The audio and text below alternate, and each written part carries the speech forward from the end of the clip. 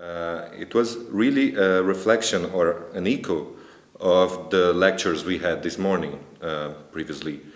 And it was about the necessity of creating and communicating the value adequately to stakeholders. And by stakeholders, I mean pretty much everyone. Is the audience, is the government, is the private sponsors, there are other institutions with which you can work or not. And the discussion went very rich towards the direction of, do we need to put a name or a tag or a label in everything we do? I mean, do we need a thorough set of terminologies for whatever we try to develop in our works? Because I think the group almost agreed that not really is nice to have, but not really is not fundamental. And more important is to have better understanding on why you exist as an organization and why you chose to do this kind of work, either as an individual or entrepreneur or an organization manager. I guess foremost what I was thinking about was around the language that we use to communicate the value of the arts, the intrinsic value of the arts, and how that can be so quite complex to think about in terms of different audience and different stakeholders, when how we experience art is inherently subjective. So to think about ways of communicating the value of the arts with regard to language. And from leading on from that discussion, we had an interesting kind of elaboration around how the intrinsic measures of the arts are, again, something we all, or the intrinsic value of the arts is something that we all know in terms of how we can communicate that to the necessary funders and stakeholders at the moment is a challenge. And a concept that kind of resonated with us are looking at the longitudinal studies and this concept that was raised this morning about deep time. So how can we engage in really meaningful evaluation about the role and value of the arts and the impact of the arts over a period of time, because it does take generations. We all know that from working within institutions. With relevance to thinking about longitudinal studies, what can we learn from the social sciences? What practices are there that we can borrow to apply to the arts too? Thinking about the instrumental value of the arts, this is an argument that we all use within our organisations, to run our organisations. It's necessary to think about numbers and quantifiables for government funding, for talking to philanthropists, but it's not necessarily it's not the core of what the value is. So that can also limit us sometimes in our thinking, because we're thinking always maybe 1 or 2 year cycles ahead. And making those economic arguments to government.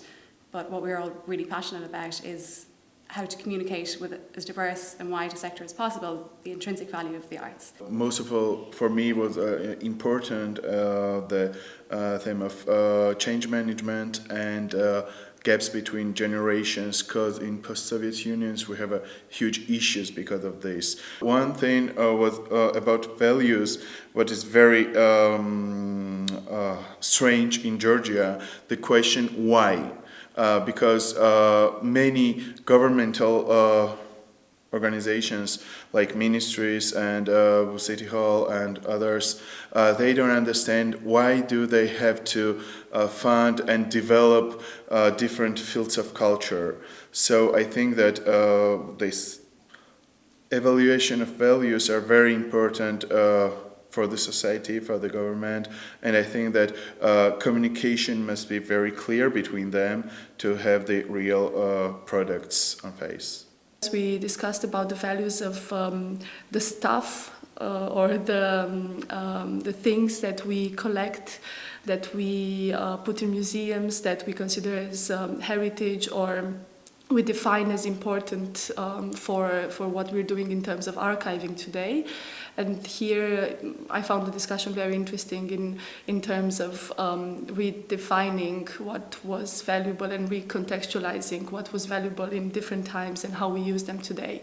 Most of the discussion was, of course, focused on what we are doing now, because we are all concerned about defining and all the time redefining the value of our work and how do we communicate it towards our audience, our stakeholders, stakeholders, the funders and the artists, the producers we are working with.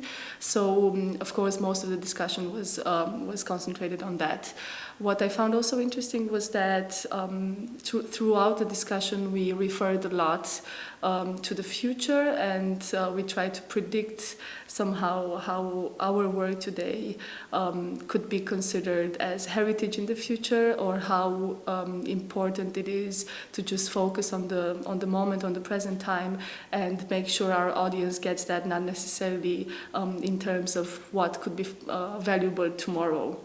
So throughout this relation between present, future and past, not necessarily in this order, what we try to define and redefine the value of arts and culture and our work today.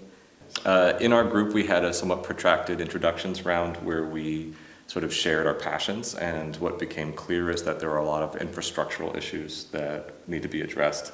Getting people working together, getting people to know what the best practices are, how to innovate beyond sort of standard methodologies of cultural management and also cultural production, I guess. I think one of the main things that came out of the discussions that we had today was the idea that there are various sectors and various sections of the culture sector in the culture and arts field that are not engaging in discussion and debate with each other. For example, public policy makers or cultural policy makers and government funders versus the more commercial art fairs and galleries in the most commercial sector, and the nonprofit NGO advocacy groups or the grassroots groups that we see. There's very little discussion that actually between these three groups that try to actually hash out some of the problems. Usually even in the meetings that we're having today and the sessions that we've had over the past day or so, we see that there's a lot of discussion about each of these groups as the other, but there's little dialogue between them about how to solve specific issues. Taking actual concrete experiences that we've had and exploring the processes that took place for those activities, to have to see what happened, how it happened, why it succeeded, why it failed, and then take some lessons learned. We can't expect to have a universal, a global solution to our cultural policy developments or our art funding from the public sector or from private donors. What we need to do is to incorporate relativism in the arguments that we're having, that each region, each country, each situation is specific to itself, in addition to being able to really tackle the empirical on the ground challenges. I mean, if we are going to public policy experts, we need to hear it from their side. How is it that we lose your attention? Why is it that other things become a priority? And the argument that, investing in culture and arts is investing in the future, yes, we agree with that. But so is investing in education, investing in the health sciences, investing in a lot of other sectors of society will eventually, we'll be able to reap more and more benefits of it. So we need stronger arguments, but not necessarily arguments, but actually empirical activity that we've done. Yeah, that was would be able to do that. Yeah, that was a sentiment that kind of came out, was that we can spend less time talking and more time making with each other. Right. And that in that making process, prototype future network structures, future protocols, future policies, and really test them out. And I think from my personal experience, the best way that happens is when as many stakeholders as possible are all there together, so that those prototypes can be a realistic reflection. So if you only have policy people in a room talking about a new policy, but it affects artists and there's no artists in the room, you're not going to develop a very robust policy. It turns into a monologue that's basically a group of people that already agree with each other, that are discussing the same matters over and over again. If we are talking about, for example, the art scene in Africa, and if we have nobody from the biennales and we have nobody from the galleries that are selling these artworks, then how can we engage in that conversation when the parties are not even involved?